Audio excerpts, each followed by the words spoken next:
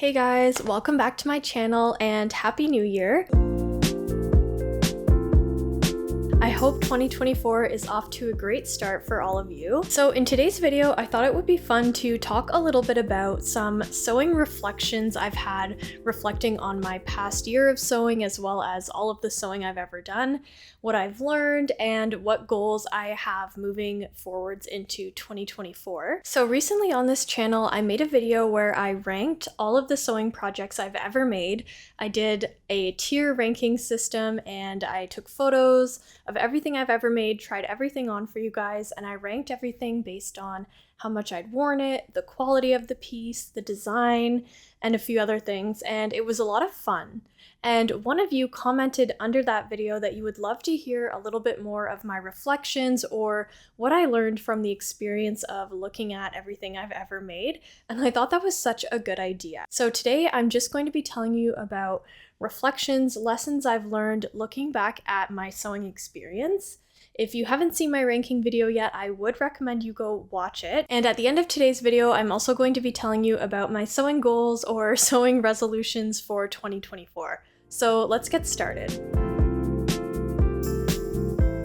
So one of my first reflections I had when I was looking back at my ranking video was that I am still learning about how to pair fabrics and patterns well together. And in my opinion, this is one of the hardest things in sewing, especially if you're new. And even for me, I've been sewing for about 4 or 5 years now. So definitely quite some time, and I still find it challenging to get the perfect fabric and pattern match. So for example, I featured this boiled wool sweater that I made from a pattern and it has darts in the front, but I never really wear it because I don't think the boiled wool was the right choice for this sweater. It's a little bit uncomfortable, I find it a little bit hot, and overall I think I just learned that this was not the correct fabric pairing.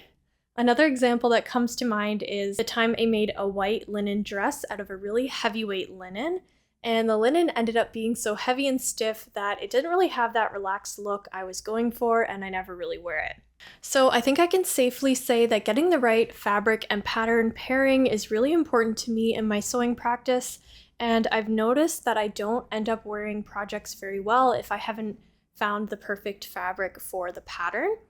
So ways you or I could go about overcoming this would be to look at recommended fabrics that the pattern maker suggests. So every pattern typically has some suggested fabrics you can work with, so I think that would be a great place to start. And sometimes I think we just have to learn as we go. We try new things and then we realize that maybe they didn't work out so well and we won't make that mistake again. So my next sewing reflection, looking at my favorite projects from that ranking video, is that I really prefer wearing natural fibers. Now this is something I already knew about myself, but I think all of my top favorite projects are made from natural fibers for the most part. I do wear synthetics when it comes to things like outerwear or activewear. There's definitely a time and a place, but for the most part, most of my favorite patterns are natural fibers. So I'm going to continue prioritizing sewing with cottons, linens, wools, and other nice natural fibers. I like the way they breathe. I think they're soft and comfortable. So I'm going to continue being a little bit picky when it comes to the fabrics I'm working with because I know I just end up wearing natural fibers most often. So the next thing I learned by looking back at all my projects, I realized that generally I'm just a little bit less interested in sewing with knits, especially sweater knits. So if you look back at all my projects, not a lot of them were made out of sweater knits, and a couple of the ones that were sewing fails. So I think overall, I'm just a little bit less interested in sewing with sweater knits, and that's okay. I'm realizing I don't have to force myself to sew anything that I don't get a lot of joy out of. I think another thing is that I'm really picky about my knitwear, and generally, I just prefer ready-to-wear seamless knitwear rather than a sweater that I sewed myself using a sweater knit. I just prefer like traditional knitted pieces rather than things that I've sewn out of sweater knits. So I'm going to mostly continue sewing with woven fabrics. I do like using some stretchy fabrics for things like activewear, maybe the occasional dress, but for the most part, I think wovens are what I'm most interested in. Another thing that struck me when I was looking back at my projects is that a lot of my most worn pieces are my everyday basics. So things like jackets, jeans, tank tops, summer dresses, things that I would wear day to day and consider everyday basics. Some of the things that are my least frequently worn are more out there dresses or special occasion type garments. Obviously, I just don't have as many opportunities to wear them. And I am someone who dresses more casual and comfy from day to day, so I think I need to keep that in mind when I'm sewing my future project. So along with that thought and kind of a counter argument to what I just said, is I think it's totally fine to occasionally sew something a little bit unwearable just for the sake of art and creativity in itself. Sewing is an art form. And it's a little bit different than other art forms because it's an applied art. You know, you make something, you can use it, you can wear it, you can do different things with it. But say you were a painter and you were making a painting. Would you be asking yourself if it was a practical painting all the time?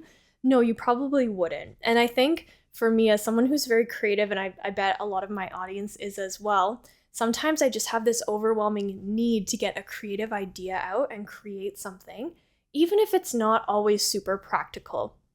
So a garment that comes to mind is the Afghan dress I made out of folkwear patterns, and I made it out of multiple block prints, and I used some decorative trim on the front, and the whole thing is just really over the top, and I never really wear it.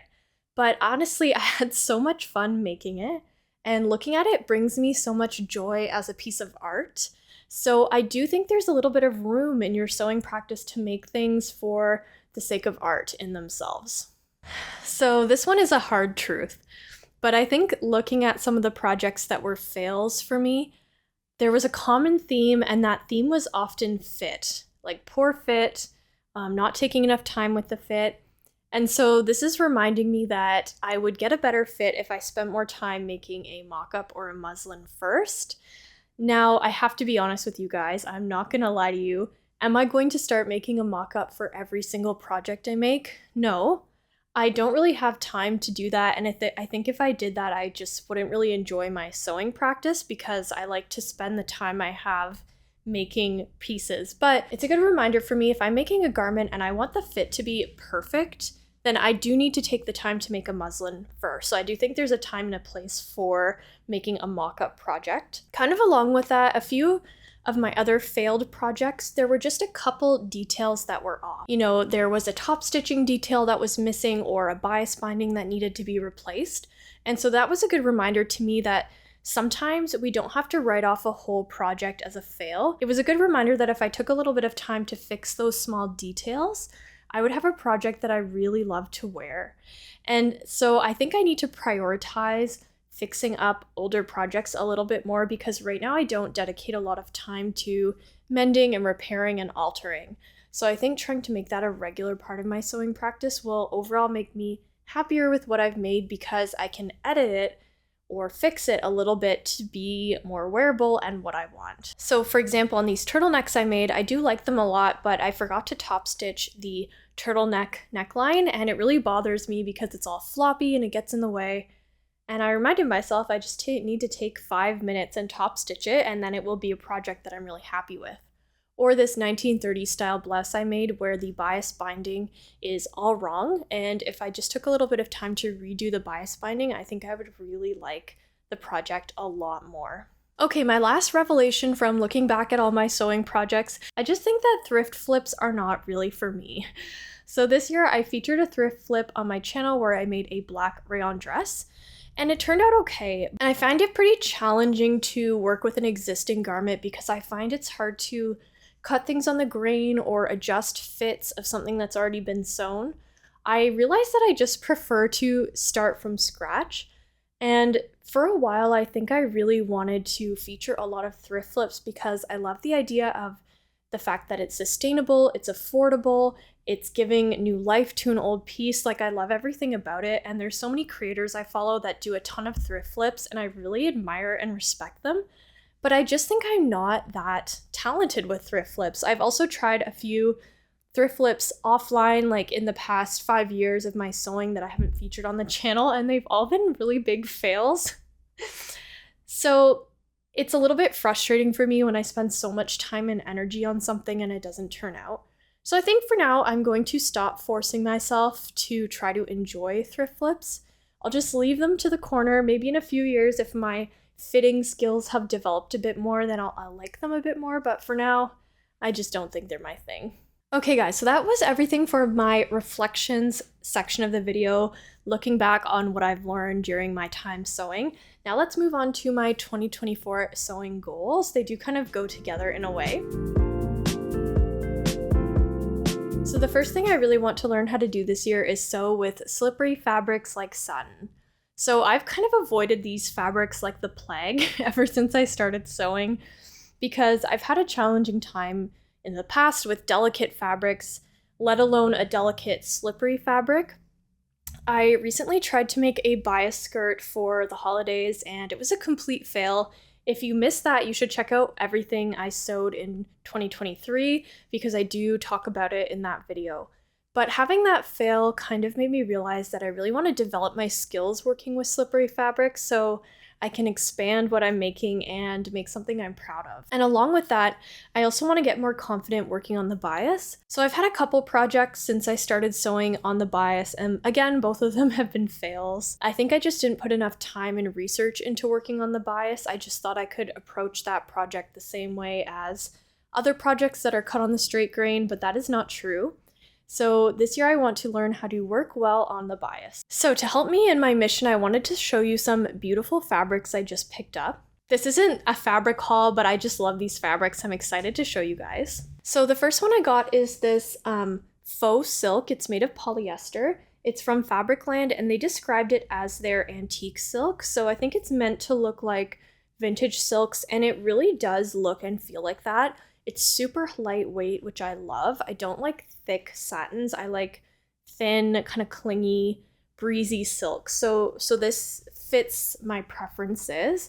And it's just in a simple black color and it's got a nice subtle sheen to it. So this is going to become a bias skirt. I want to have redemption for the one that was a fail at the end of last year. So look out for this project coming on my channel soon. The other fabric I wanted to show you is also from Fabricland. It's another polyester kind of satin material, and it's got this beautiful green background with this floral orange and yellow print on it, and it's really gorgeous. And the nice thing about this one and the other one is that they were both really affordable, so I think they're good fabrics for me to practice on.